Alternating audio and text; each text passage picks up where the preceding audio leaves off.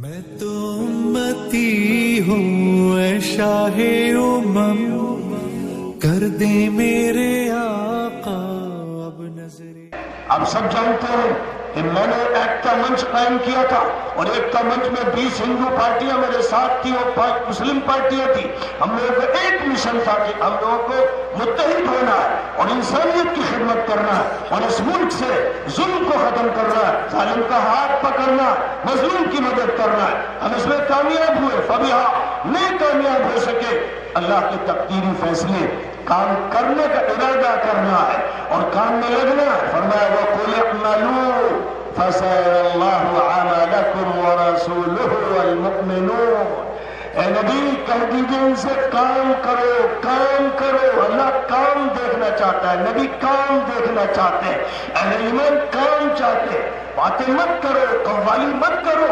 آج دور ہے الیکشن کا، سیاست کا، ایک سے جھوٹے عیار آ کے جھوٹ بولیں گے، پہلے جھوٹ بولا اب بولیں گے، پھر اس وعدہ خلافیاں کریں گے۔ بہرحال وہ جو کرتے ہیں سو کرتے ہیں۔ آپ کا کام یہ ہے کہ آپ حق کی تلاش کیجئے۔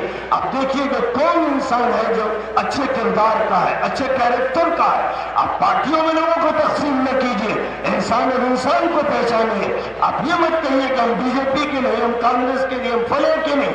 ہم انسان کو دیکھیں گے، ہم انسانیت کو تلاش کریں گے، ہم اچھے کاموں کے ماضی کو دیکھیں گے، ہم مستقبل کے نقشے کو دیکھیں گے اور اسی بنیاد پر ووٹ دیں گے اور اسی بنیاد پر لوگوں سے بات کریں گے۔ یہ تقسیم مت کرو برادریوں میں، تقسیم مت کرو پارٹیوں میں، تقسیم مت کرو لوگوں کو، لوگوں کے دلوں کو مت پھاڑو، آبادیوں کو مت پھاڑو۔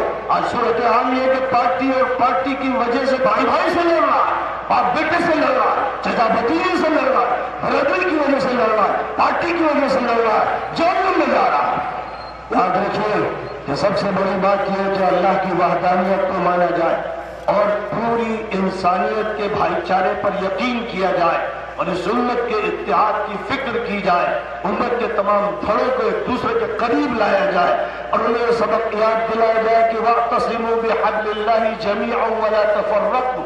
سب لوگ مل کر اللہ کی رسی کو مضبوطی سے تھام لو، فرقوں میں مت بٹو، گروہوں میں مت بٹو، پارٹیوں میں مت بٹو۔ انسان کو دیکھو، اس کے کیریکٹر کو دیکھو، اس کے اخلاق کو دیکھو، اس کے ایمان کو دیکھو، اس کے ماضی کو دیکھو۔ اگر کوئی ایسا انسان ہے جس پر مقدمے چل رہے ہیں، قتل کے کیسز ہیں، جس نے لوٹ مار کی ہے، پھر تم اس کے ساتھ کھڑے ہو اس لیے کہ فلاں پارٹی کا ہے، تو اس کا مطلب یہ ہے کہ تم بے ایمان ہو، بے غیرت ہو، بے حمیت ہو، تمہارا اللہ سے تعلق نہیں، تمہارا رسول اللہ سے تعلق نہیں۔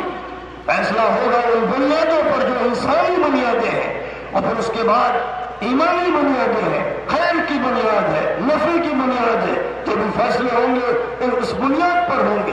یہ جمہوری ملک کا تقاضا ہے، اس ملک کی کانسٹیٹیوشن کا تقاضا ہے، یہ اس ملک کے اس سسٹم کا تقاضا ہے جو اس